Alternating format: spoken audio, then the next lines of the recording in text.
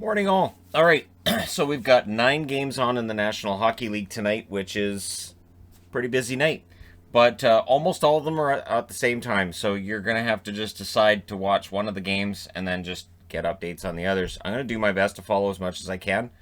But honestly, when it's 9 games and they all start within an hour and a half of each other, you do what you can. So starting at 7 Eastern, 4 Pacific, we've got 7 games. 7.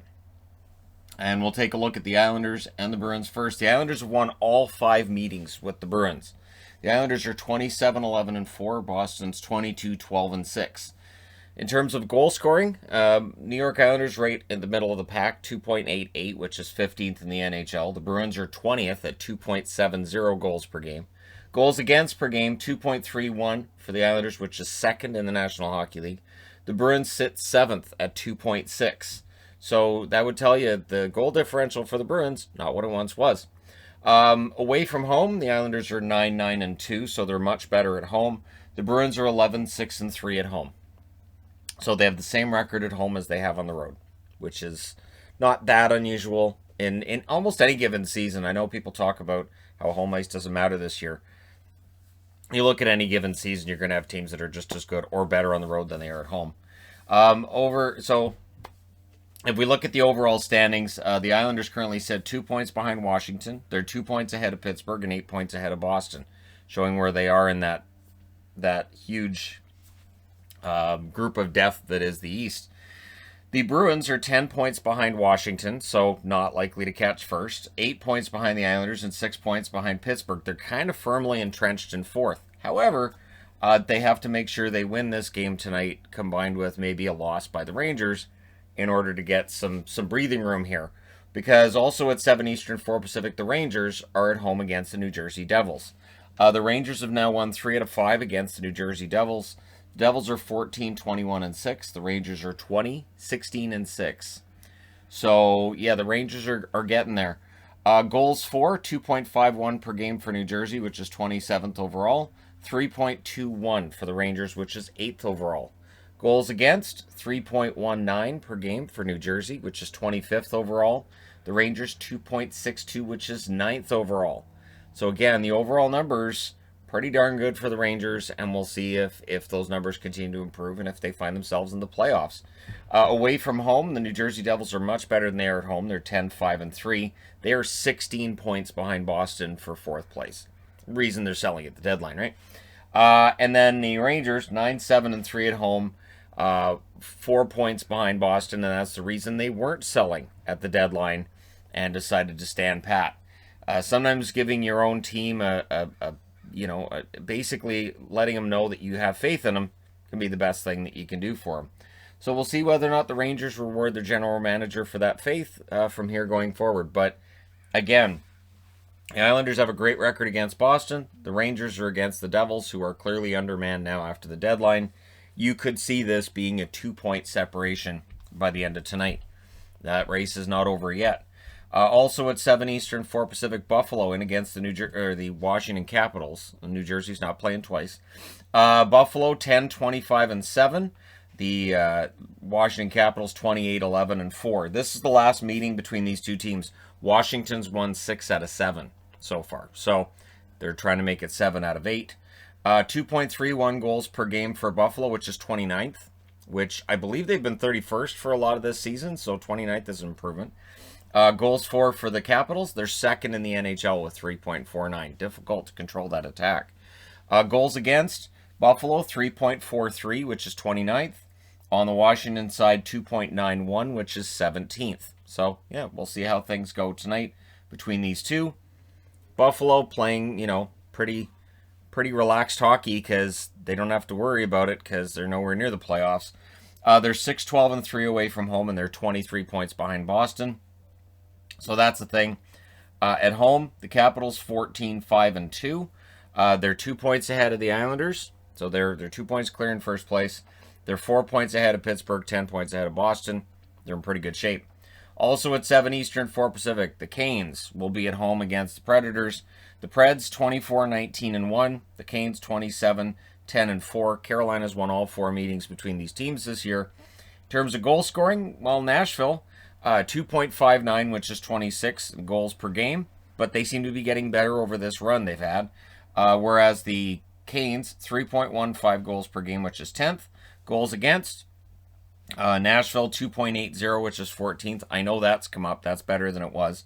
And for Carolina, 2.44, which is 4th in the NHL. So Nashville has been taking that goal differential and getting better and better and better in that term.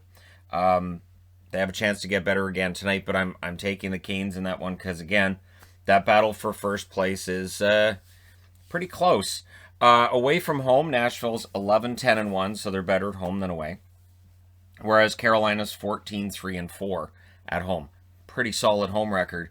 4th place is where Nashville resides. They're 9 points behind Carolina, Florida, and Tampa Bay. Carolina is first, but they are technically tied with Florida and Tampa in points. And, of course, 9 points ahead of the Nashville Predators. And then showing how solid the scheduling is right now, Florida's in against Tampa in what may be a battle for first place, depending on what happens with Carolina tonight. If Nashville beats Carolina, then the winner of this game is first in the division.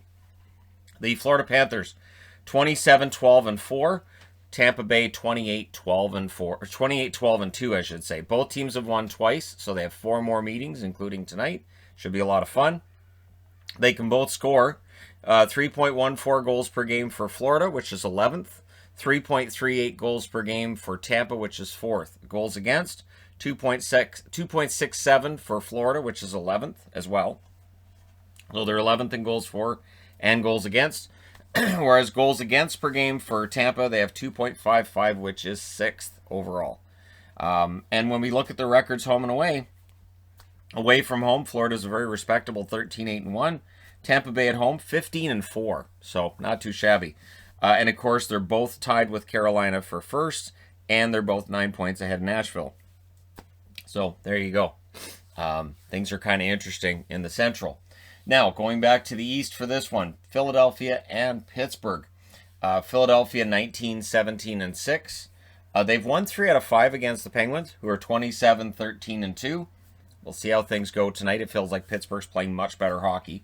Goals for per game, Philadelphia's 14th at 2.9 per game, and the Penguins 3rd at 3.4.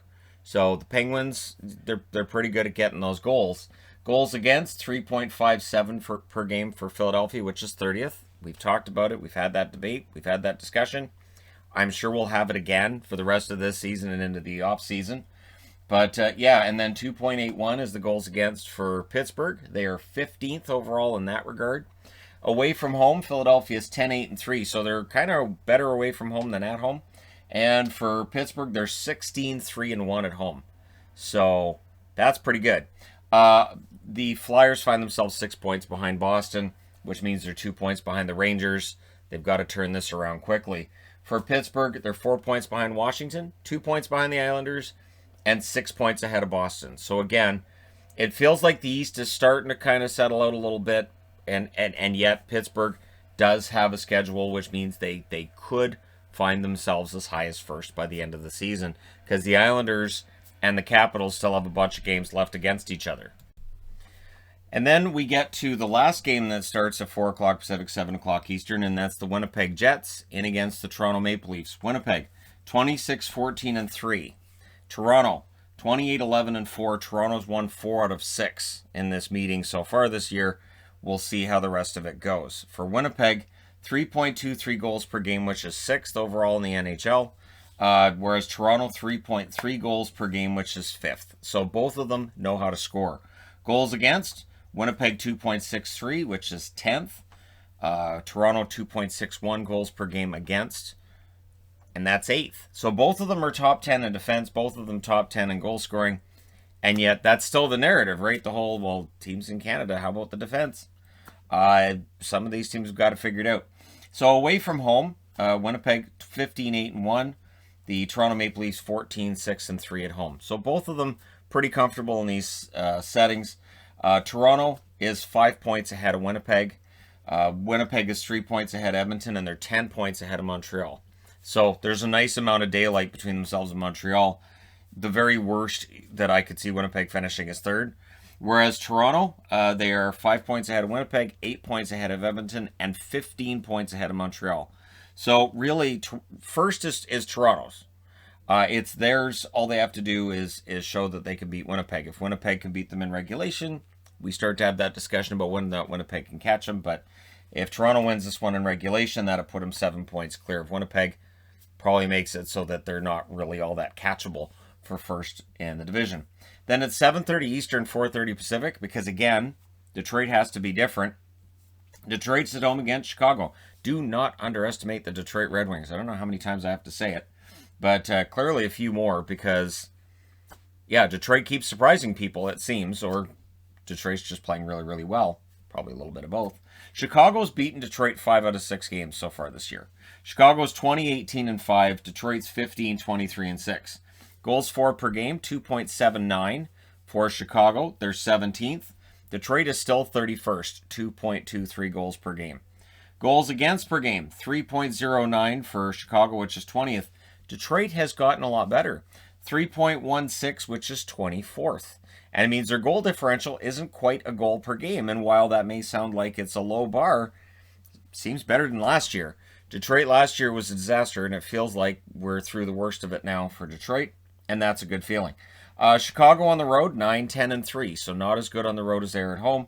And for Detroit, 9-9-4 at home, which is better than their road record. So, again, they've got a good chance tonight. We'll see what they do.